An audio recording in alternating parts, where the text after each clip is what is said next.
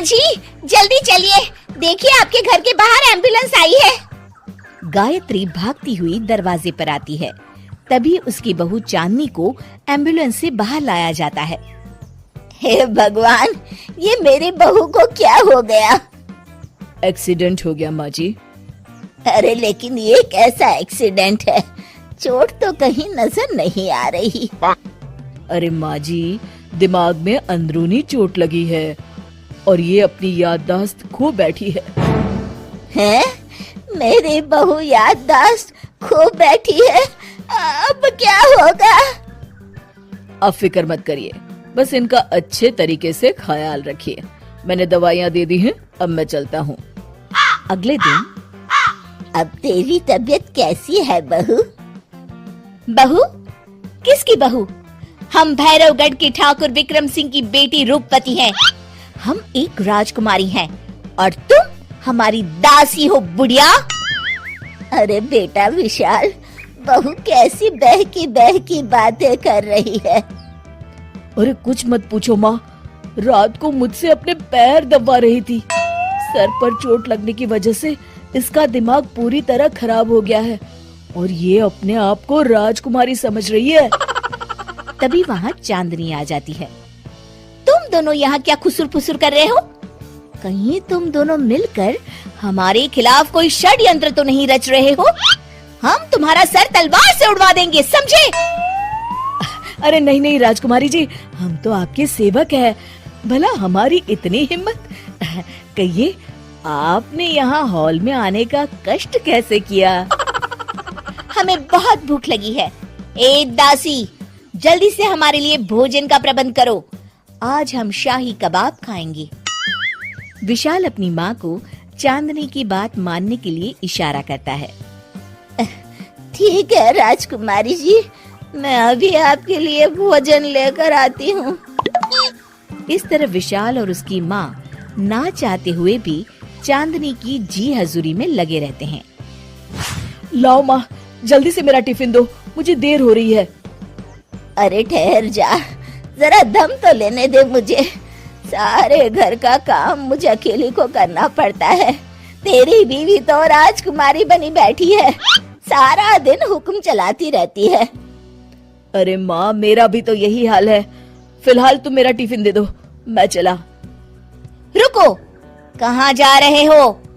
अरे मर गया रे, ये कहाँ से आ धमकी? आज हमारा जुहू चौपाटी घूमने का मूड है और हमें अपने लिए नई साड़ियाँ भी खरीदनी है। चलो जल्दी से अपना वाहन निकालो और हमें ले चलो।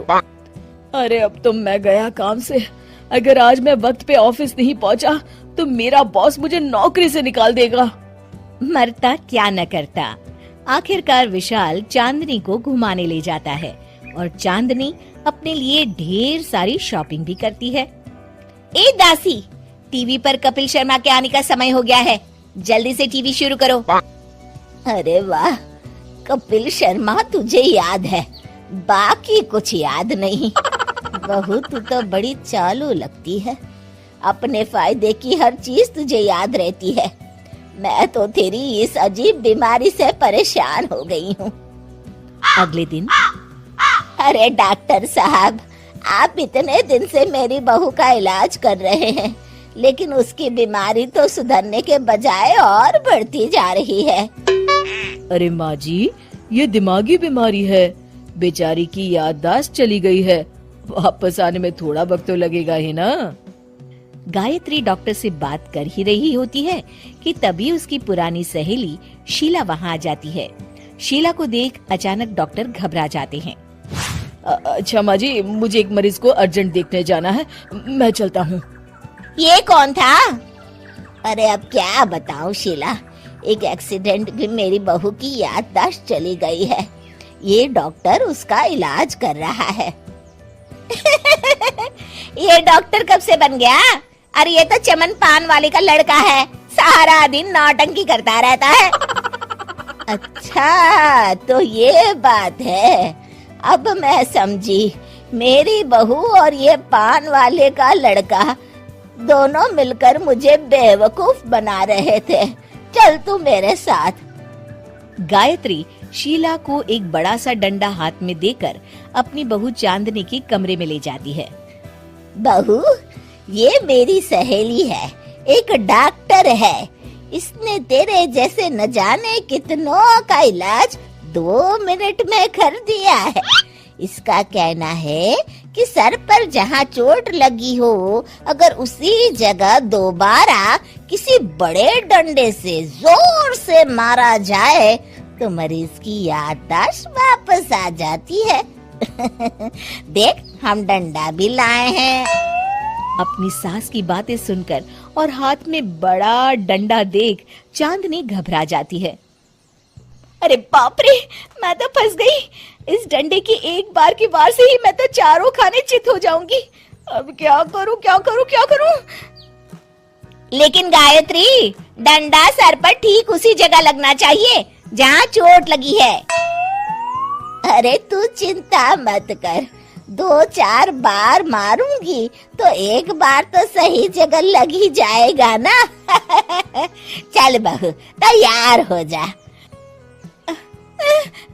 अरे नहीं नहीं माँ जी, मुझे मत मारिए। दरअसल घर के काम करने से बचने के लिए मैंने ये सब नाटक किया था। मुझे माफ कर दीजिए, मैं कान पकड़ती हूँ। दोबारा ऐसी गलती कभी नहीं करूंगी।